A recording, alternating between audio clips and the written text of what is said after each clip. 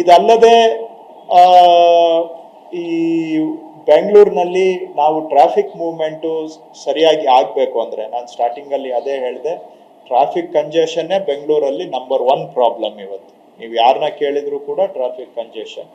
So ಈ traffic ಕಂಜೆಷನ್ನು ನಾನು ಸ್ಟಾರ್ಟಿಂಗಲ್ಲಿ ಹೇಳಬೇಕಾಗಿತ್ತು, ನಾನು ಇಂಟ್ರೊಡಕ್ಟರಿ ರಿಮಾರ್ಕ್ಸು ಈಗ ಹೇಳ್ತಾ ಇದ್ದೇನೆ. ಬೆಂಗಳೂರಲ್ಲಿ ಸಂಚಾರದ ಸಮಸ್ಯೆ ಪರಿಹಾರ ಆಗಬೇಕು ಅಂತ ಹೇಳಿದ್ರೆ ನಾವು ಮೆಟ್ರೋನು ಮಾಡಬೇಕು. ಮೆಟ್ರೋದಲ್ಲೂ ಕೂಡ ನಾವು ಸುಮಾರು 250 ಕಿಲೋಮೀಟರ್, 275 ಕಿಲೋಮೀಟರ್ನ ಟಾರ್ಗೆಟನ್ನು ಇಟ್ಕೊಂಡಿದ್ದೇವೆ. ಅಷ್ಟು ನೆಟ್ವರ್ಕ್ ಆಗಬೇಕು ಅಂತ.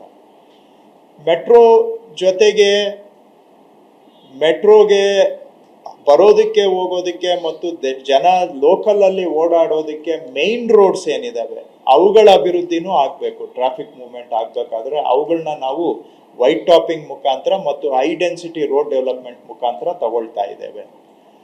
ಇದಲ್ಲದೆ ಮೆಟ್ರೋಗೂ ನಾವು ಹೆಚ್ಚು ಆದ್ಯತೆ ಕೊಡಬೇಕು. ಮೆಟ್ರೋ ಜೊತೆಗೆ ಅದರ್ ಪಬ್ಲಿಕ್ ಟ್ರಾನ್ಸ್ಪೋರ್ಟ್ ಅಂದರೆ ಬಸ್ ಸಂಚಾರಕ್ಕೂ ಕೂಡ ಆದ್ಯತೆ ಕೊಡಬೇಕು.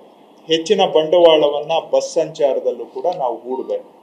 ಅದರ ಜೊತೆಗೆ ಬೆಂಗಳೂರಿನಲ್ಲಿ ಇವತ್ತು ಕೋಟ್ಯಾಂತರ ಗಾಡಿಗಳು ಓಡಾಡ್ತವೆ.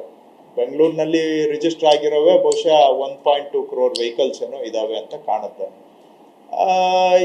ದಿನೇ ವೆಹಿಕಲ್ಗಳ ಸಂಖ್ಯೆ ಬೆಳೀತಾನೇ ಇದೆ. ನಾವು ಮೆಟ್ರೋ ಎಷ್ಟೇ ಕೊಟ್ಟರೂ ಕೂಡ ರೋಡ್ ಮೇಲೆ ಓಡಾಡೋ ಜನ ಇದ್ದೇ ಇರ್ತಾರೆ. ಅದನ್ನ ನಾವು ಬೇಡ ಅಂತ ಹೇಳಿದ್ರೆ ಜನ ನಾವು ಬೇಡ ಅಂತ ಹೇಳಿದ ಕೂಡಲೇ ಕೇಳೋದಿಲ್ಲ. ಜನಗಳಿಗೆ ಬೇಕಾದಂಥ ಸೌಲಭ್ಯ ನಾವು ಕೊಡಲೇಬೇಕಾಗತ್ತೆ. ಸೊ ಮೇಜರ್ ರೋಡ್ಸ್ ಡೆವಲಪ್ಮೆಂಟ್ ಮಾಡೋದಾಗ್ಲಿ, ಐಡೆನ್ಸಿಟಿ ರೋಡ್ಸ್ ಆಗಲಿ, ಔಟರ್ ರಿಂಗ್ ರೋಡ್ ಡೆವಲಪ್ ಮಾಡೋದಾಗ್ಲಿ, ಇವೆಲ್ಲದರ ಜೊತೆಗೆ ಜನ ನಾವು ಎಲ್ಲೆಲ್ಲಿ ಟ್ರಾಫಿಕ್ ಪ್ರಾಬ್ಲಮ್ಸ್ ಇದೆ ಅವುಗಳನ್ನ ಗುರುತಿಸಿ ಅವುಗಳಿಗೆ ಸಮಗ್ರ ಪರಿಹಾರ ಕೊಡಬೇಕು, ಕಾಂಪ್ರಹೆನ್ಸಿವ್ ಸೊಲ್ಯೂಷನ್. ಆ ಜವಾಬ್ದಾರಿನ ಬಿ-ಸ್ಮೈಲ್ಗೆ ವಹಿಸಿರ್ತಕ್ಕಂಥದ್ದು. ಸೊ ಕಾಂಪ್ರಹೆನ್ಸಿವ್ ಸೊಲ್ಯೂಷನ್ ಕೊಡಬೇಕಾದ್ರೆ ವೈಟ್ ಟಾಪಿಂಗು ಬೇಕು, ಟನಲ್ಲು ಬೇಕು, ಮತ್ತೆ ಎಲಿವೇಟೆಡ್ ರೋಡ್ಸು ಬೇಕು.